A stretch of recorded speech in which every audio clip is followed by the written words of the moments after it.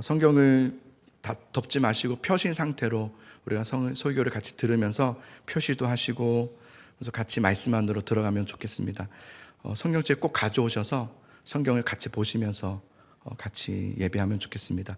우리 지난주 암송 구절입니다. 같이 한번 읽어볼까요? 암송 구절 시작. 기록된 바 자랑하는 자는 주 안에서 자랑하라 함과 같게 하려 함이라. 고린도전서 1장 31절 말씀. 아멘. 네. 자, 우리는 고린도전서 1장을 몇 주간 동안에 살펴보면서 고린도 안에 발생했던 분쟁의 원인과 이유를 알게 되었습니다. 그것은 다름이 아니라 참된 복음을 상실했기 때문이었습니다. 다른 말로 하면 세속적 복음을 따르고 있었다는 거죠. 세속적 복음. 그러니까 세상의 지혜로 포장된 복음인 거죠. 사람들의 필요의 포장지를 가지고 복음을 감싸서, 그래서 그것이 복음이라고 가르친 복음, 그게 세속적 복음이죠. 그것은 여러분 가짜 복음입니다. 그것은 오히려 하나님으로부터 멀어지게 하는 복음이 되는 겁니다. 당장은 효과가 있습니다. 사람들의 필요를 이야기하니까, 복을 이야기하고 잘됨을 이야기하니까 당장은 효과가 있습니다. 사람들이 막 아멘도 하고요, 막 따라오고 반응하는 역사들이 일어납니다. 그러나 듣기는 좋지만 그 가짜 복음은 하나님으로부터 멀어지게 합니다. 그것을 기억해야 됩니다. 저는 그래서 이 가짜 복음은 마치 위조 지폐와 같다는 생각이 듭니다. 위조 지폐. 위조 지폐는 똑같이 생겼습니다. 잘 살펴보지 않으면 모릅니다. 그 위조 지폐가 많이 쌓여지면 보기는 좋습니다. 보기엔 좋습니다. 저도 가끔 길을 걷다가 장난감 지폐 있죠. 장난감 지폐, 게임기 하는 지폐 되게 비슷하게 만들어서 눈이 갑니다. 돈인가? 그래서 자세히 보면 거기에 캐릭터가 그려져 있죠. 그런 식으로 위조 지폐는 잠깐은 기쁨이 되는 것 같고 쌓여지면 뭔가 마음의 위안이 돼요. 그것을 마치 쓸 수 있을 것처럼. 그러나 위조 지폐는 쓸 수 없습니다. 사용이 불가합니다. 위조 지폐에는 능력이 없습니다. 효력이 없습니다. 가짜 복음이 다 그렇습니다. 가짜 복음이 그렇습니다. 여러분이 현혹하게 하는 복음을 조심하십시오. 여러분, 듣기에 좋은 복음들, 듣기에 거북스러움이 없는 복음들, 아주 내 마음의 그 한쪽을 시원하게 긁어주는 그런 복음을 여러분 조심하십시오. 사도 바울은 오직 세속적 복음을 의지하지 말고, 그 세상적 가짜 복음을 의지하지 말고 이렇게 얘기했죠. 십자가의 도가, 십자가의 그 도가 하나님의 능력이요 하나님의 지혜임을 잊지 말라고 1장 내내 그것을 가르쳤다는 것을 우리가 살펴보았습니다. 그러면서 사도 바울은 고린도전서에서 계속 복음만을 전하죠. 예수 그리스도의 십자가의 복음만을 전하는 것을 보게 돼요. 이것은 복음을 통해서 사도 바울이 복음을 이용해서 흔들리는 교회를 더 잘 세우기 위함도 아니었고요, 이 복음이라는 것을 통해서 어떤 교회의 성공과 어떤 목적을 달성하기 위함도 아니었고요, 이 복음은 오직 예수 그리스도의 복음으로 죽어가던 사람들을 살아나게 하기 위한 그 생명의 복음임을 알았기 때문에 그는 오직 복음만을 전했다는 것을 우리는 살펴보았습니다. 이어서 오늘 우리는 2장 1절을 한번 살펴볼 텐데요, 2장 1절에서는 이제 이렇게 이야기합니다. 자, 1절 한번 같이 읽어보겠습니다. 시작. 형제들아, 내가 너희에게 나아가 하나님의 증거를 전할 때에 말과 지혜의 아름다운 것으로 아니하였다 그랬습니다. 나는 여러분들에게 내 어떤 그럴듯한 듣기 좋은 어떤 아름다운 세상의 지혜의 말로 하지 아니하고 어떤 설득력으로 하지 아니하고 나는 오직 하나님의 이 진리의 말씀만을 증거한다라고 전하는 것을 보게 됩니다. 하나님의 증거만 한다. 하나님의 증거가 뭡니까? 예수 그리스도의 십자가의 복음을 말하는 겁니다. 나는 그것만 전한다라고 얘기해요. 2절을 보십시오. 2절에 있습니다. 시작. 내가 너희 중에서 예수 그리스도와 그가 십자가에 못 박히신 것 외에는 아무것도 알지 아니하기로 작정하였음이니라. 아멘. 작정했다고 그랬어요. 나는 내가 여러분 가운데 있을 때에 예수 그리스도와 그가 십자가에서 못 박히신 것 외에는 아무것도 알지 아니하기로 나는 작정하였습니다. 이렇게 고백해요. 작정했다는 겁니다. 오직 예수 그리스도의 십자가의 복음만 전하겠습니다라고 고백하고 있는 거예요. 어떻게 보면 여러분, 사도 바울의 이러한 고백이 오늘날 우리가 듣기에는 너무 현실성이 없는 소리처럼 들려질 수 있다는 생각이 듭니다. 아니, 지금 힘든데, 지금 어려움들이 있고 막 문제들이 있는데 뭐 오직 예수, 오직 성경, 오직 은혜, 오직 믿음, 오직 하나님의 영광, 믿음, 예수 말씀 다 좋은데 앞에 오직이라는 말이 굉장히 거북스럽죠. 뭔가 부담스럽죠. 오직까지는 좀 필요하고 좋은 거긴 한데 거기에 오직을 붙이면 조금 이렇게, 사실 우리 그렇지 않습니까? 앞에 오직이란 말이 붙으니까 뭔가 너무 지나친 믿음 생활, 신앙 생활을 강조하는 것 같고, 현실과 어떤 동떨어지는, 현실성 없는 어떤 생활을 추구하는 것 같은, 맨날 교회만 오라고 하는 건 아닌가. 나도 좀 쉬고 싶은데 쉬면 안 된다는 거 아닌가. 좀 쉼이 필요하지 않습니까? 추석 잘 쉬셨죠? 쉬신 얼굴이 아니신 것 같아서 일하셨나요? 전 너무 잘 쉬었거든요. 쉼이 얼마나 좋습니까? 그죠? 우리 아이들, 자녀들 이제 내일부터 학교 가야 되거든요. 울상입니다, 울상. 아마 여기 직장인들도 마찬가지일 겁니다. 아니, 오직 예수 그리스도의 복음을 믿는다는 것은 현실성 없는, 너무 막 지나치게 힘들게 살아가게 하는 그런 현실과 동떨어진 삶을 살아가라는 것처럼 그런 염려가 되는 것이 사실입니다. 그런 부담감이 다 있습니다. 뭔가 믿음 생활하면, 내가 좀 오직이라는 말을 붙여서 믿음 생활을 하게 되면 뭔가 내 일상생활이 망가질 것 같고, 그죠? 내 취미생활도 없어질 것 같고, 뭔가 일상생활은 내팽개치는 거죠. 내팽개치고 맹신적인 사람들은 여러분 좌우가 들리지도 않고 보이지도 않습니다. 그것만 향해서 계속 찾아가는 거죠. 그게 맹신 아닙니까? 맹신하면서 좁은 시야를 가지고 합리적이지도 않고 이성적이지도 않게 그냥 불도저처럼 그냥 밀고 나가는 그러한 삶을 살게 되는 것은 아닌가라는 염려가 생깁니다. 저는 이러한 염려는 필요한 염려라고 생각합니다. 필요해요. 무작정 믿어야 된다고 하면 안 돼요. 왜 이런 염려가 필요하다고 하냐면, 제가 말씀드렸던 이런 맹신적인 모습들은요, 가짜 신앙이기 때문에 그렇습니다. 그거는 가짜입니다.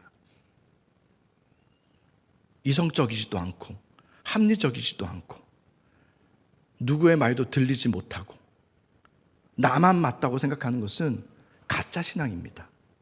그건 성령의 역사가 아닙니다. 그래서 그 염려는 필요한 염려입니다. 그렇게 하는 것은 잘못된 겁니다. 여러분, 이단들이 요즘 통일교, 그죠? 이해가 안 됩니다. 그죠? 이단들의 왜 신천지, 우리가 이제 이단 세미나를 듣겠지만 여호와 증인들, 이단에 왜 빠지는 걸까? 그것도 특이한 거는요, 이단에 빠진 사람들을 보면 하나같이 열심이 있습니다. 별난 열심을 다 가지고 있어요. 일반 기독교인들과는 차원이 다릅니다. 일주일에 한 번 예배, 이런 게 없어요. 뭔가 엄청난 열심과 헌신을 합니다. 대단합니다. 대단합니다. 왜 그런지 아십니까? 어디서 그런 능력이 나오는지 아십니까? 맹신의 맹목적 신앙은 열심을 가져오게 됩니다. 맹신입니다. 이단들은 여러분 맹신이에요. 맹신입니다. 맹신은 현실과 동떨어진 삶을 살게 합니다. 맹신이 뭔가를 살펴봤어요. 맹신 이런 말이더라고요. 옳고 그름을 분별하지 않고 무작정 믿는 것. 그걸 맹신이라. 옳고 그름을 분별하지 않는 거예요. 그럼 무작정 믿는 것. 다시 말하면 믿고 싶은 것만 믿는 거를 말하는 거예요. 맹목적. 그걸 맹신이라고 하는 겁니다. 맹신이라고 하는 겁니다. 믿고 싶은 것. 내 목적이 있는 신앙. 목적이 있는 거예요. 내 목적이 있는 거예요. 그거예요. 그러면 어떻게, 내 목적이 생기면요, 열심히 생깁니다. 경험하셨죠? 내 목적이 생기면 열심히 생겨요. 그래서 그것을 이용하는 게 이단들입니다. 종종은 기독교에서도 그거를 잘못된 목사님들이 인용하기도 하지만 안 됩니다. 열심을 끌어내기 위해서 맹신을 강요해서는 안 되죠. 어떤 목적 있는 신앙을 가르쳐서는 안 되죠. 기독교는 정반대입니다. 어떤 것이 그러면 참된 믿음인가? 맹신이 아니고 어떤 것이 참된 믿음인가? 여러분, 믿음에는 잘 기억하십시오. 믿음에는 목적이 중요한 게 아니라 대상이 중요합니다. 다시, 믿음에는 목적이 중요한 게 아니라 대상이 중요합니다. 내가 너와 항상 함께하리라. 이게 누구의 말입니까? 원유성이가 한 말이 아니라 하나님이 한 말이에요. 그죠? 하나님이 늘 우리에게 뭐라 말씀하세요? 내가 너와 항상 함께하리라 그러셨어요. 내가 너를 붙들리라. 나는 내 아버지라. 너는 내 아들이고 내 딸이라. 내가 너 안에, 너는 내 안에. 그죠? 살아계신 그 하나님, 믿음의 대상이신 그 하나님과 함께 믿음의 관계의 교제의 삶을 살아가는 그것을 바로 믿음이라고 하는 거예요. 그게 참된 믿음이에요. 어떤 목적을 이루어내는 건 참된 이 믿음이 아닙니다. 그건 맹신이라고 하는 겁니다. 살아계신 하나님을 만나고 그 하나님과 교제하고 동행하는 삶을 살아가는 그것이 바로 믿음이에요. 참된 믿음. 그냥 여러분 그런 거 없고 하나님이고 뭐고 없고, 그래서 미단들은 누가 있어요? 신이 없고 교주가 있죠. 목적밖에 없기 때문에 다 덮으라는 거예요. 다 덮고 그냥 믿으라는 거예요. 이단들은 다 덮고 믿어. 막 헛갈려 하지 말고 그냥 믿어. 무작정 믿어. 막 열심과 헌신을 바치면 돼. 아무것도 생각하지 말고 이해하려고 하지 말고 그냥 믿어. 너무 복잡하게 하지 마. 단순하게 믿어. 막 이런 것들. 아닙니다. 믿음은 관계예요. 믿음의 대상인 하나님을 만나고 살아계신 하나님과 교제하는 삶을 살아가는 것이 믿음입니다. 사랑하는 성도 여러분, 살아계신 하나님을 만나시기를 바랍니다. 그분을 만나고 그분과 교제하는 삶을 살아가셔야 됩니다. 그게 믿음이라고 하는 거예요. 주님이 내 안에 거하고 내가 주님 안에 거하는 삶을 사셔야 합니다. 자, 3절을 보십시오. 자, 3절에 바울의 고백인데요. 이런 고백을 해요, 바울이. 읽습니다. 시작. 내가 너희 가운데 거할 때에 약하고 두려워하고 심히 떨었노라. 약하고 두려워하고 심히 떨었다라는 이 고백의 바울의 이 고백의 단어들은요, 굉장히 바울과 어울리지 않는 단어들인 것 같아요. 왜냐하면 바울은 복음을 전하다가 옥에 갇히기도 하고요, 심한 매를 맞아서 죽을 뻔한 적도 있고요, 계속해서 조롱과 핍박을 당하거든요. 계속 고발당하고. 그래서 그것을 견디지 못해서 또 도망쳐 나와야 되고, 그럼 거기서 또 어려움을 경험하고 또 나오고 또 나오고 또 도망치고. 그러나 그는 포기하지 않죠.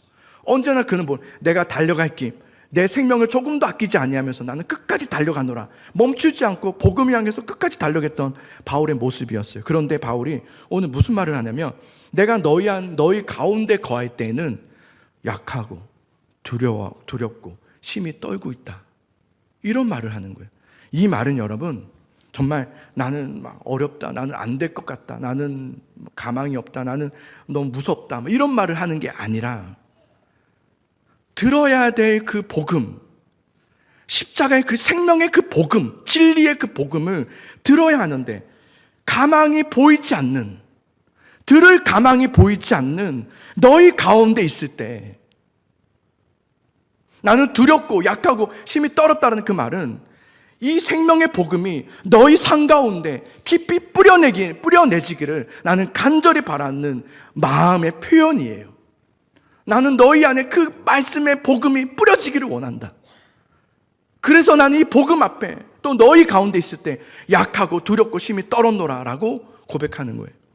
그래서 바울은 어떻게 하는지 아십니까? 자, 4절과 5절을 보세요. 이렇게 한다고 말해요. 4절 5절 있습니다. 시작.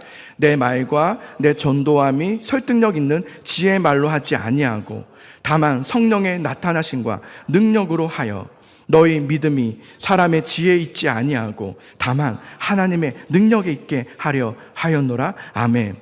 그래서 바울이 이렇게 말해요. 나는 그래서 여러분에게 어떤 말의 수학적인 뛰어난 언어들과 어떤 표현법으로 어떤 설득력 있는 지혜로 여러분이 듣기에 너무 좋은 어떤 그 미끼처럼 여러분을 이렇게 관심 갖게 할 어떤 주제를 가지고 말하지 아니하고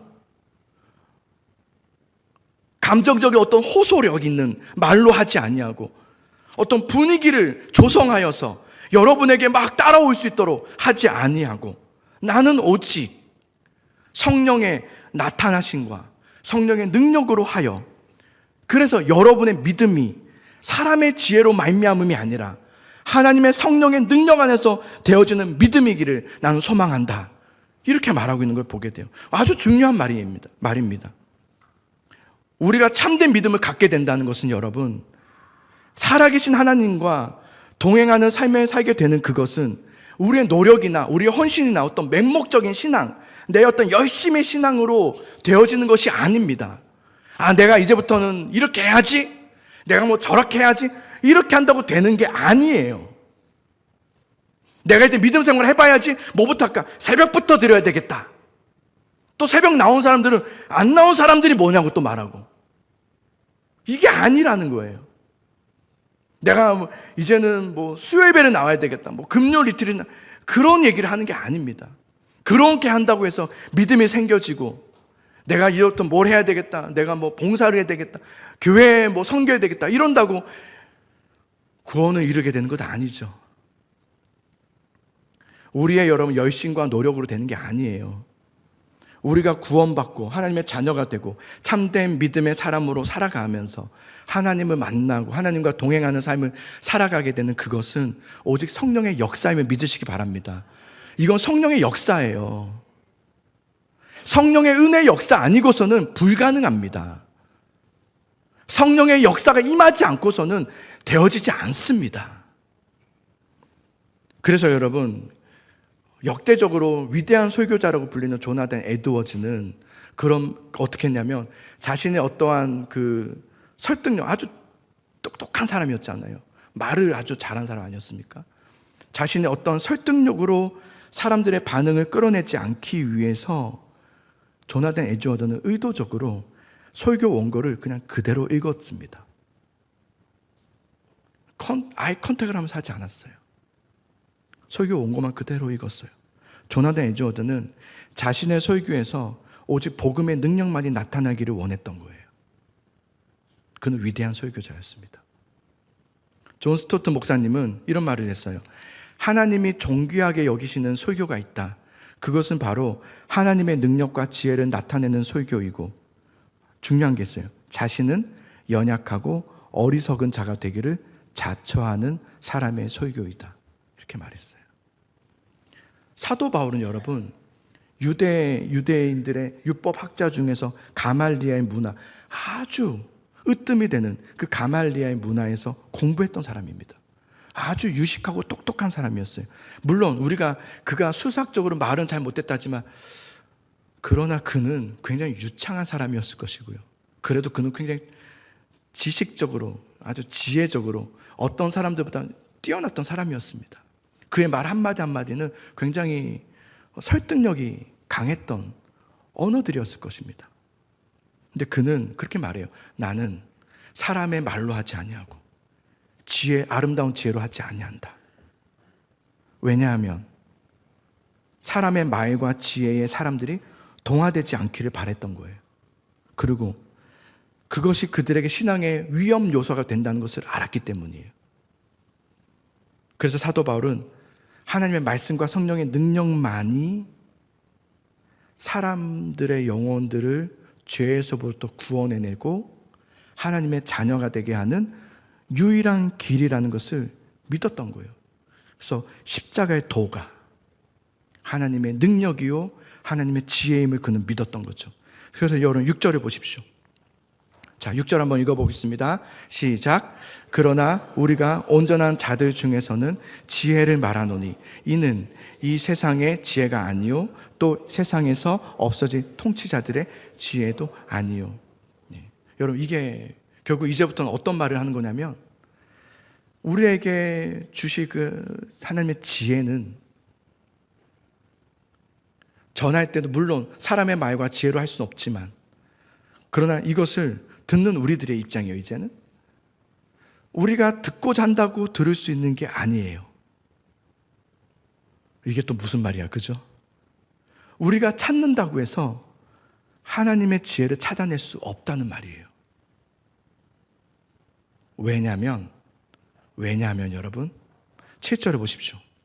자, 7절 있습니다. 시작. 오직 은밀한 가운데 있는 하나님의 지혜를 말하는 것으로서 곧 감추어졌던 것인데 하나님이 우리의 영광을 위하여 만세전에 미리 정하신 것이라.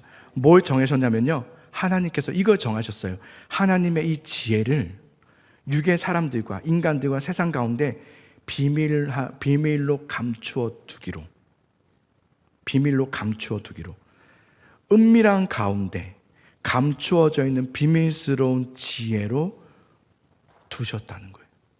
그래서 인간은 자신의 어떤 열심과 나의 지혜와 우리의 어떤 노력과 우리의 어떤 수고로 하나님의 지혜를 찾아낼 수 없다는 말이에요. 그럴 수 없다는 거예요. 자, 그러나 어디에 문을 열어두셨냐면 6절을 다시 보세요. 성경 펴졌죠? 6절을 다시 보시면 온전한 자들에게는 그랬어요. 온전한 자들에게는. 여기서 온전한 자들은 하나님의 백성들을 말해요. 하나님의 부르심을 입어 구원을 받은 믿음의 신자들, 하나님과 동행하는 자들, 참 믿음의 신자들을 말하는 거예요. 그들에게는 하나님께서 하나님의 지혜를 주시기로 만세 전부터 미리 정하셨어요. 어떤 방식으로 온전한 믿음의 자녀들에게 하나님의 지혜를 알게 하시는가? 자, 성경의 4절을 보시면 성령의 나타나심과 능력으로라는 말이 있을 거예요. 그죠? 성령의 나타나심과 능력으로. 인간 스스로는 하나님을 찾아낼 수 없고 하나님의 지혜를 알 수 없고 그것을 발견해낼 수 없습니다. 연구한다고, 공부한다고 발견할 수는 없어요. 하나님의 지혜를. 무엇으로? 그러나 성령의 나타나심과 능력으로만이 하나님을 알 수 있다는 거예요. 오늘 굉장히 중요한 부분이죠. 우리 믿음 생활에서. 그래서 성령 하나님은 누구신지를 봅시다. 자, 10절을 보십시오. 자, 10절의 말씀 같이 한번 읽어보겠습니다. 한 목소리로 시작. 오직 하나님이 성령으로 이것을 우리에게 보이셨으니 성령은 모든 것 곧 하나님의 깊은 것까지도 통달하시는 하나님. 성령 하나님은 하나님의 모든 것을 아셔요. 그리고 하나님의 깊은 것까지도 통달하시는 분이세요. 그분이 누구예요? 성령님이세요. 성령 하나님만이 하나님의 모든 것, 곧 하나님의 기쁜 것까지도 통달하시세요.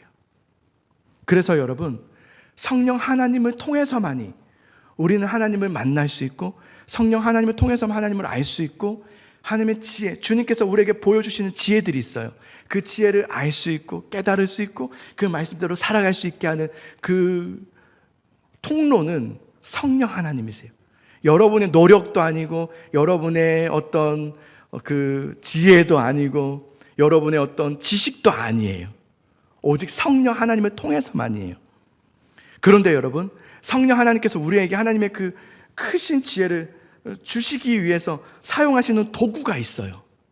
그 도구가 뭔지 아십니까? 성경입니다. 자, 12절과 13절을 보겠습니다. 자, 12절, 13절에 반복되는 단어들이 있는데요. 잘 보시면서 읽어봅시다. 12절, 13절 시작. 우리가 생명의 영을 받지 아니하고 오직 하나님으로부터 온 영을 받았으니 이는 우리로 하여금 하나님께서 우리에게 은혜로 주신 것들을 알게 하려 하심이라. 우리가 이것을 말하거니와 사람의 지혜가 말로 하지 아니하고 오직 성령께서 가르치신 것으로 하니 영적인 일은 영적인 것으로 분별하느니라. 아멘. 여기에 우리가, 그죠? 우리 여기서 우리는 누구를 말하냐면 사도를 말하는 것이에요. 바울 자신을 말하는 것이지만 여기서는 사도를 좀 의미해요. 사도. 지금은 사도가 없어요. 이때밖에 없었어요. 하나님께서는 말씀, 하나님의 비밀로 감춰뒀던 그 말씀, 그것을 누구에게 계시해 주셨냐면, 계시는 보여주시는 것을 말하죠. 인간으로서는 알 수 없는 그것을 하나님께서 알게 하시는, 보여주시는 그것을 계시라고 하는데, 그 진리의 말씀, 아까 우리 감추어졌고 비밀스러운 그 정하신 그 지혜의, 그 진리의 말씀을 누구에게 계시해 주셨냐면 사도들에게 계시해 주셨어요. 그래서 사도들을 통해서 뭘 하게 하시냐면 가르치게 하셨다 그랬어요. 가르치게 하셨다. 그리고 기록하게 하셨어요. 그 기록된 그 지혜의 말씀이 바로 뭐예요? 바로 이거예요. 성경. 바로 이거예요. 이거예요. 하나님은, 성령 하나님을 통해서, 성령 하나님은 이 성경을 통하여 우리에게 하나님이 누구신지, 너를 향한 하나님의 뜻이 무엇인지, 하나님은 어떤 분이신지, 이 세상 모든 만물의 주인은 누구신지, 그리고 그 시작과 끝은 무엇인지, 우리는 다 알 수 없는 그 모든 것, 하나님의 그 깊은 것까지도 담겨져 있는 것이 바로 이 성경이에요. 성령 하나님은 이 성경을 통해서 우리에게 하나님을 만나게 하시고 하나님과 교제하게 하시고 하나님을 믿고 따를 수 있도록 도우시는 보혜사 성령님이세요. 믿으십니까? 예. 그래서 보혜사 이 성령님은 너무 감사한 것은 예수님이 십자가에서 승리하시고 그리고 승천하셨어요. 그리고 그게 끝이 아니라 우리에게 뭘 보내주셨어요? 성령을 보내주셨어요. 누구에게? 믿는 자마다. 예수 그리스도의 십자가를 믿는 자마다 믿는 즉시 성령을 보내주세요. 어디로? 우리 옆으로 보내주심이 아니라 앞으로 보내주심도 아니고 뒤에서 밀어주고자 보내심도 아니고 우리 안에 보내주셔서 우리 안에 어떻게? 내주하시도록. 내주한다는 게 뭐냐면 그냥 잠깐 머문다가 아니라 계속하여 손님이 아니라 주인으로서 우리 안에 거하시는, 내주하시도록 하나님께서 우리에게 성령을 우리에게 보내주셨다는 거예요. 그래서 믿는 우리에겐 우리 안에 누가 있는 거예요?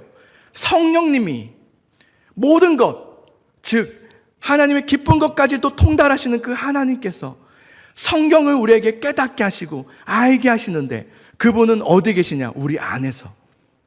우리 곁에서가 아니라 우리 안에 들어오셔서 우리 안에서 역사하시는 거예요. 왜요?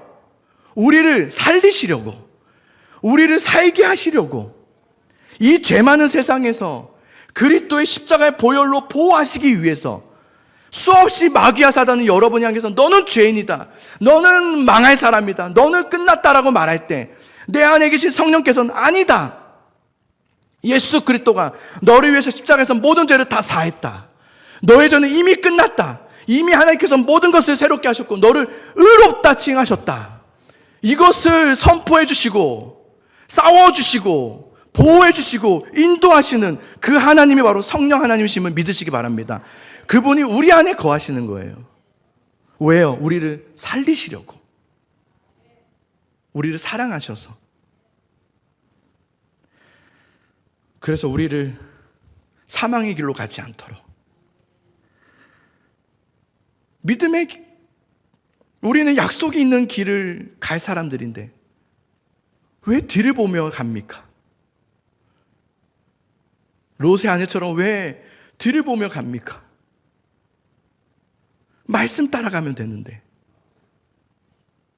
의지하며 가면 되는데 왜 소금 기둥이 데려갑니까? 사랑하는 성도 여러분, 성령으로 충만하시기를 소망합니다. 우리 힘으로는 믿음 생활을 할 수 없습니다. 그러나 성령의 은혜로, 성령의 능력으로 우리는 참된 믿음 생활을 할 수 있으면 믿으시기 바랍니다. 그래서 여러분, 세속적 신앙 이제는 좀 버리십시오. 그 거짓입니다. 그럴듯하게 말하는 것들 조심하십시오. 정말 말씀에서 뭘 말하는지, 이 성경에서 뭘 우리에게 추구하며 말하고 있는지를 잘 새겨 들으십시오. 이걸 인용하는 사람들을 듣지 마십시오. 이단도 이거 인용하는 거 아시죠? 다 성경 인용합니다. 조심하십시오. 말씀은 뭘 말하는지를 들으십시오. 맹목적 신앙 가지지 마십시오. 열심을 가지고 위조 집회입니다. 속지 마십시오. 그거 쓸모 없습니다. 효력 하나도 없습니다. 삶의 변화 없습니다. 늘 두려워합니다. 그죠? 늘 두려워하고 늘 염려하고 늘 걱정하고 늘 위조 집회 신앙이기 때문에 그렇습니다. 나를 진짜 살리는, 내 영과 육을 살리게 하는 진짜 복음을 들으시는 여러분 되시기 바랍니다. 여러분, 요즘은 AI 시대라고 하잖아요. 아시죠? AI가 뭔가를 제가 사전 찾아보니까 AI가 그런 거래요. 사람처럼 생각하고 사람처럼 말하고 함께 문제를 해결하도록 돕는 지능형 컴퓨터 기술. 그게 AI래요. AI 해보신 적 있죠? 진짜 사람처럼 말해요. 저는 안 하는데요. 저는 좀 뒤떨어진 사람이라 그런가 봐요. 저는 잘 안 하는데 AI만 잘 활용하면요, 며칠이 걸릴 일을 몇 초 만에 해결할 수 있대요. 굉장히 좋습니다. 그래서 무엇인지 물어보면 그에 따른 빠른 아주 좋은 답을 준답니다. 몇 달 전에, 한 4달 전인가 5달 전인가 누구 지인을 만나서 이렇게 막 얘기하다가 저에게 AI를 적극적으로 추천해 주더라고요. 그래서 AI도 나쁜 게 아니니까요. 난 아직 AI를 정리하지 못했어. 내 마음에 아직 정리정돈이 안 돼서 내가 좀 더 정리정돈 되면 하려고 해요. 지금은 아니라고 해야 된다고 막 너무 좋다고. 그래서 뭐가 그렇게 좀 뭐든지 다 물어보면 다 할 수 있다고. 그래서 제가 뭘 했냐면, 그러면 제가 저에 대해서 물어보세요. 원유선 목사, 예수사랑교회 원유선 목사는 어떤지 물어보세요. 그러니까 물어봐 알라나? 다 안다면서요. 그래서 알았어 하고 물어보더라고요. 누구야? 예수사랑교회 원유선 목사에 대해서 아는 대로 다 말해봐. 그러면 긴장이 막 되더라고요. 나 알면 안 되는 것까지 나오면 어떡하지? 막 그랬는데 이렇게 말하더라고요. 띠디디 이렇게 시간이 좀 걸리더만. 원유선 목사는 따뜻한 설교자로서 성경을 중심으로 복음만을 전하는 목회자이며 많은 성도들에게 위로를 주는 목회자입니다. 이야, 이거 기똥차네. 아주 좋다는 생각을 했습니다. 이거 해볼까? 할 만큼. 여러분, 그래요. 우리는 정말 답을 빨리 알고 싶은 욕구가 있어요. 빨리 알고 싶고, 빨리 정확한 답을 알고 싶어요. 이게 인간의 욕구인 것 같아요. 그죠? 그래서 빨리 우리는 왜 그런 욕구가 있냐면, 내가 행복하지 않은 것은 이 문제 때문이라고 생각하는 것 같아요. 이 문제가 있으니까, 이 어려움이 있어서 나는 지금 불행해 라고 생각하는 거예요. 그래서 이 문제를 빨리만 벗어나면 이제 문제없는 어떤 편안함과 어떤 기쁨을 누리며 살아갈 수 있지 않을까? 라는 거기에 대한 믿음이 있는 거예요. 우리에게, 인간에게는. 근데 여러분, 이게 인생을 좀 살아보시면서 경험해 보셨겠지만, 문제는 끝이 있어요, 없어요? 끝이 있어요, 없어요? 없어요. 이제 막 90세 가까이 되신 어르신들께도 물어봐도요, 90세 어르신도 문제가 있어요.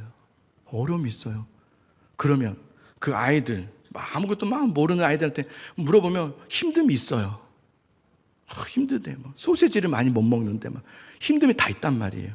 문제는 또 오고 또 오고 또 와요. 언제까지? 죽을 때까지 그래요. 그죠?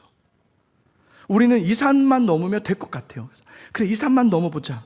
이 산만 넘으면 뭔가 우리가 생각하는 어떤 환상은 넓은 대지에 푸른 초원에 그림 같은 집을 짓고, 노래 있잖아요. 그게 우리를 기다리고 있을 거라고 생각하면서 이 산을 넘느라고 막 바쁘게 사는데요. 이 산 딱 넘었더니 더 큰 산이 다 끝이 아니었던 거예요. 어쩌면 우리 인생이 그런 것 같아요. 분주하게 정신없이 계속해서 산만 넘어 다니는 거예요. 계속 이 산 넘고 저 산 넘고 막. 근데 문제는 그러다가 우리네 인생이 끝나버려요. 산 넘다가 끝나버려요.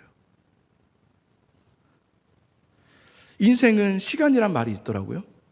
그래서 최고의 금은 지금이다. 그런 말 있잖아요. 인생은 시간이다. 우리가 여러분 지금 이렇게 숨을 쉬고 살아가고 있는 이것은 여러분 어떤 의미인지 아세요? 우리에게 시간이 주어졌다는 의미예요. 시간이 주어졌기 때문에 살아있는 거예요. 반대로 죽음이라는 게 뭘까요, 그러면? 시간이 다 되었다는 거예요. 때가 찼다는 거예요. 그걸 죽음이라고 말하는 거예요. 그렇죠? 시간의 문제예요. 우리에게는 다 똑같은 시간이 주어졌어요. 오늘 하루도 24시간 모두 동일해요. 공평하게 주어졌어요. 여기에서 우리는 어떤 인식이 필요하냐면 이 시간들은 하나님께로부터 받은 것이라는 신앙적 인식이 좀 필요해요. 그냥 있다가 아니라 하나님께서 나에게 주신 시간, 어쩌다 보니까 주어진 시간이 아니라 하나님의 어떤 목적과 뜻이 있어서 나에게 나는 부여받은 이 하루는 하나님의 시간이라는 그 인식, 신앙적 인식이 좀 필요해요. 그래서 여러분 성경에 제가 궁금해서요, 제일 처음 구절이 뭔지를 봤어요. 다 아시겠지만 창세기 1장 1절이 뭐예요? 태초에 하나님이 천지를 창조하시는 시작에 대한 말을 해요. 시간의 시작을 말해요. 그리고 그러면 제일 궁금하죠. 마지막은 뭐가 있을까? 그 제일 마지막 요한계시록 맨 마지막 22장 맨 마지막 절에 이렇게 돼 있어요.